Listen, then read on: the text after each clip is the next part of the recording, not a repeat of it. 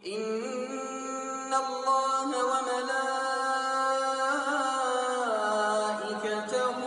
يصلون على النبي يا أيها الذين آمنوا صلوا عليه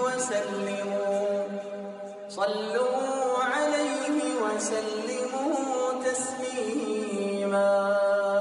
Assalamualaikum warahmatullahi wabarakatuh. Waalaikumsalam warahmatullahi wabarakatuh. Alhamdulillahirabbil alamin.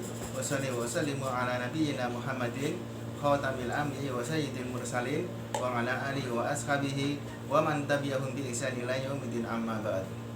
Ikhwati fillah, yang pertama kali saya ucapkan taqabbalallahu minna wa minkum shalihal a'mal.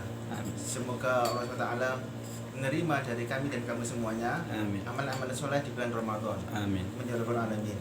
Kemudian saya ucapkan jazakumullah khairan kepada akhi, Pak Adi dan lain-lainnya atas partisipasinya yang telah menghidangkan sebuah makanan istimewa. Mudah-mudahan dicatat sebagai amal soleh bagi beliau dan kita semuanya. Amin. Ya Rabbal alamin. Selanjutnya sebuah tema yang singkat tidak saya sampaikan, yaitu keseimbangan antara hubungan dengan Allah dan hubungan dengan manusia, yaitu yang kita kenal dengan hablum minallah dan hablum minannas. Dalam firman Allah, yaitu surat Al-Imran ayat 112 yang berbunyi A'udzubillahi minasyaitonirrajim, bismillahirrahmanirrahim.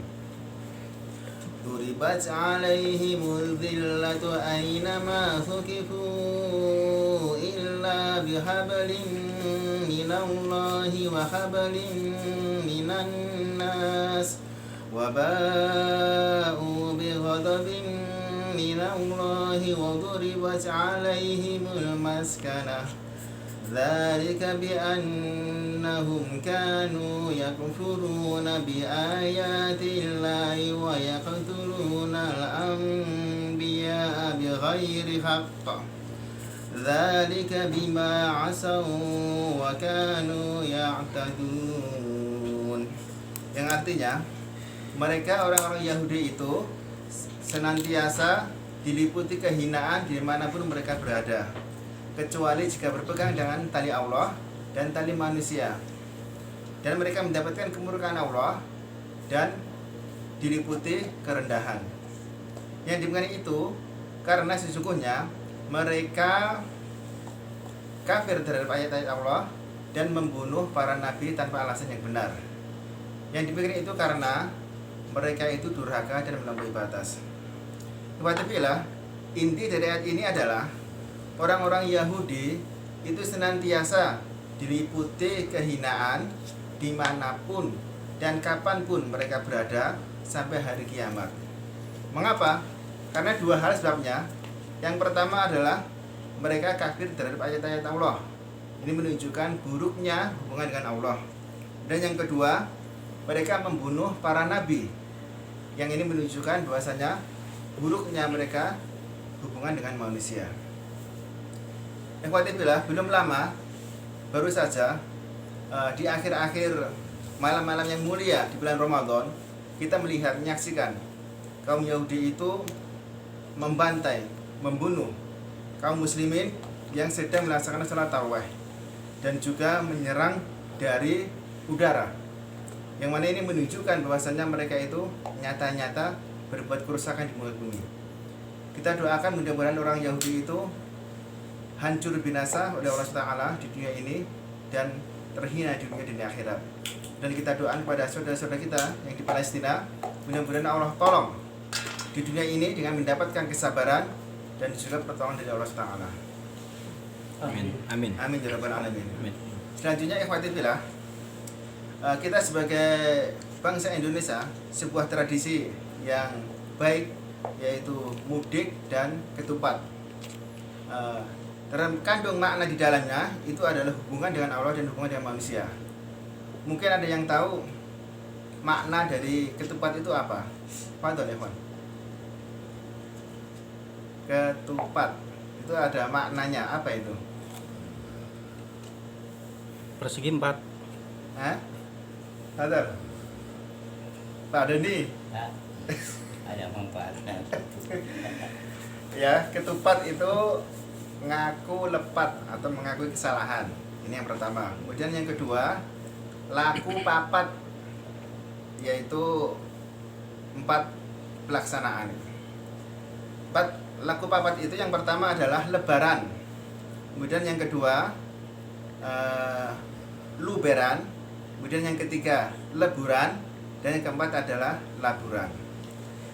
Yang pertama lebaran, kita tahu bahwasanya umat Islam melaksanakan atau gembira dengan datangnya hari raya umat Islam di seluruh dunia, yaitu hari raya Idul Fitri. Ini lebaran. Kemudian luberan, yaitu meluber, yang artinya keluar atau lebih, itu menunjukkan sedekah, yaitu perhatian kepada orang lain, empati, dan saling menolong pada orang yang membutuhkan. Ini luberan. Kemudian leburan, ini adalah saling memaafkan. Sebagaimana dalam sabda Nabi Muhammad SAW yang berbunyi, an Nabi Hurairah radhiyallahu anhu qala Rasulullah sallallahu alaihi wasallam, man kana najlahu madlamatun li akhihi min irdihi aw shay'in falyatakhallanhu minhul yawma qabla an la yakuna dinarun wala dirhamun in kana lahu amalun salihun ukhidha minhu biqadri madlamatihi wa ilam takun lahu hasanatun ukhidha min sayyiati sahibihi fa humila alaihi. Rawahu al-Bukhari. Dari Abu Hurairah berkata, Rasulullah Muhammad sallallahu alaihi wasallam bersabda, apabila ada kezaliman di antara kamu terhadap saudaranya berkaitan dengan harga diri ataupun yang lainnya,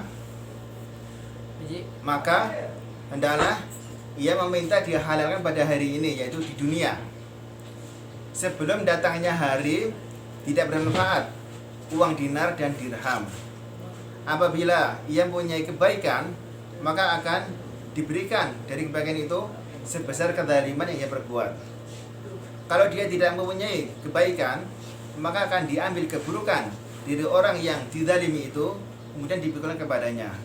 Subhanallah, ini adalah suatu pelajaran bahwasanya kita hendaknya memperhatikan, menjaga, jangan sampai kita itu menzalimi saudara kita.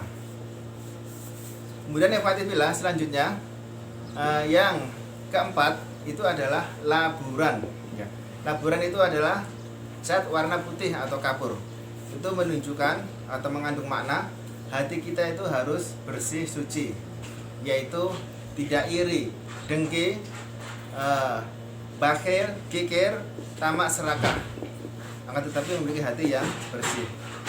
Sebagaimana dalam sabda Nabi Muhammad sallallahu alaihi wasallam yang berbunyi, an Jabirin radhiyallahu anhu qala Rasulullah sallallahu alaihi wasallam, ittaqul dzulma fa inna dzulma dzulumatun yaumal qiyamah wattaqus suha wa innahu ahlaka man kana qablakum. Rawahu Muslim.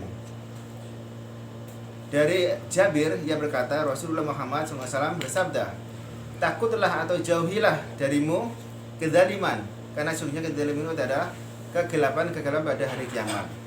Dan takutlah atau jauhilah sifat kikir, karena sesungguhnya kikir itu telah membinasakan kaum-kaum sebelummu.